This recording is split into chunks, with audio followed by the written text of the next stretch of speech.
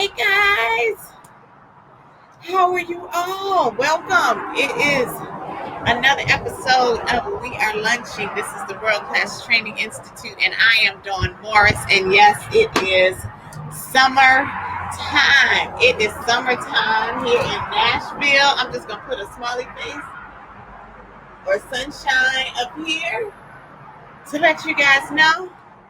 Can't really see it that well, but it's summertime. And so, summertime means vacation time. Vacation time means leaders, you are going to have to do that thing that some leaders don't like to do, which is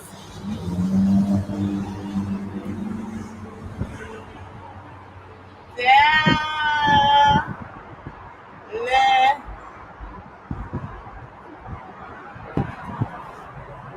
You are going to have to delegate. Delegate, yes.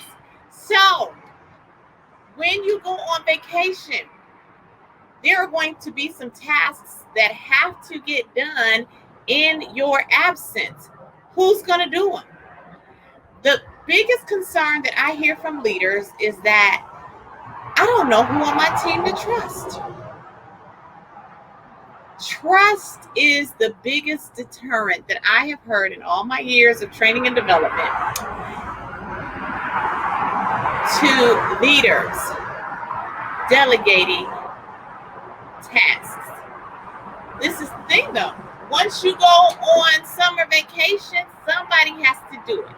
So I'm going to talk about a few things right quickly to help you all determine who's supposed to do or who may be a good fit for you to delegate some tasks. So the first thing that we have to do is remember that when we are delegating, delegation is not about dumping, which is the term that's used to just pass on tasks that we don't want to do as leaders.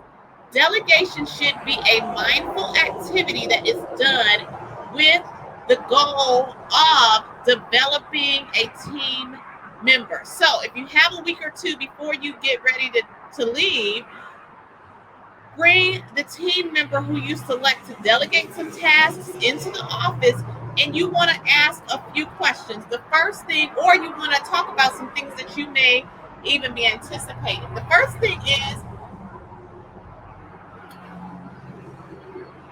what are the team members' goals? So if the goals that the team member has are in alignment with the tasks that you are delegating, then that's the first step to know you're in the right direction. So for instance, if you are someone who needs to have promotional materials created while you are away, you want to bring somebody in to create those promotional materials who may have aspirations of doing something either in communications, perhaps management, or perhaps in an area like marketing where promotional materials will be advantageous to their careers.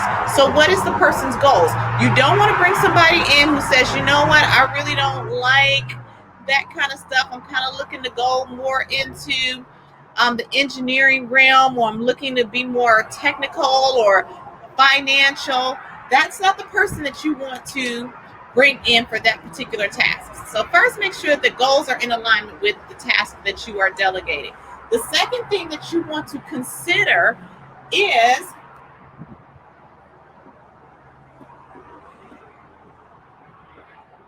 skill level. So where is that person in relation to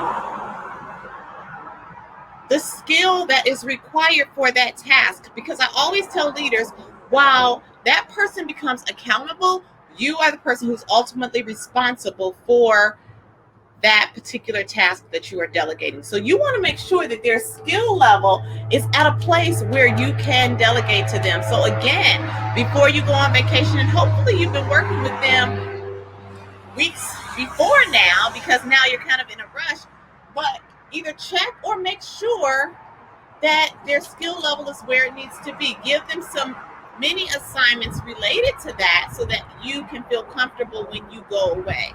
And then finally, the thing that you want to do before you delegate a task is you want to get an agreement on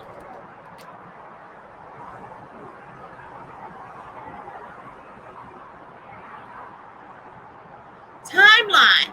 How much time should this task take?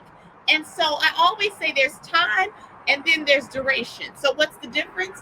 Time is the actual raw number that determines how long something is going to take. So it may take 15 minutes to do a weekly report.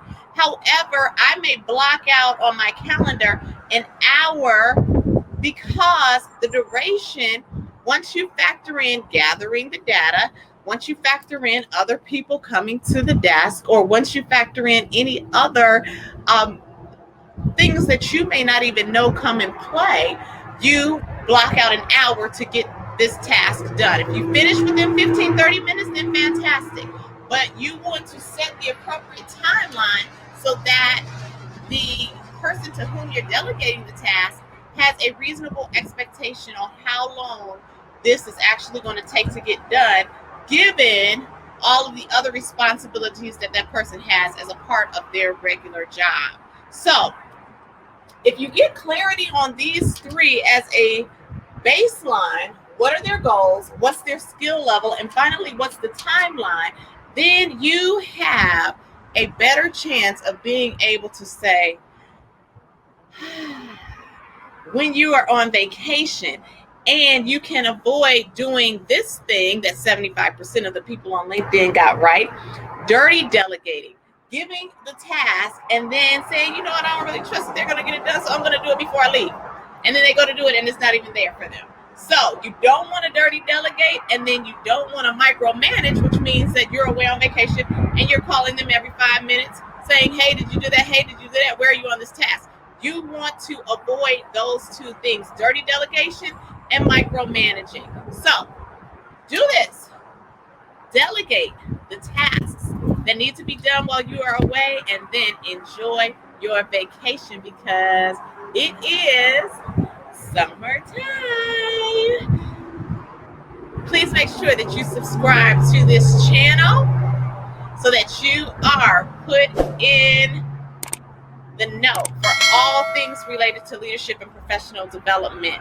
We post these weekly, and then always make sure to contact me, Dawn Morris, at worldclasstraining.net, so that we can come and deliver training to your teams so that they can be their most effective selves. Because as I always say, when you're better, we're better. And we want to do that by maximizing an organization's greatest resource, which is human capital. Again, subscribe to the channel. Have a wonderful day. If you're going on summer vacation, please enjoy it. Please enjoy it. Delegate effectively. And I'll see you next time. Bye.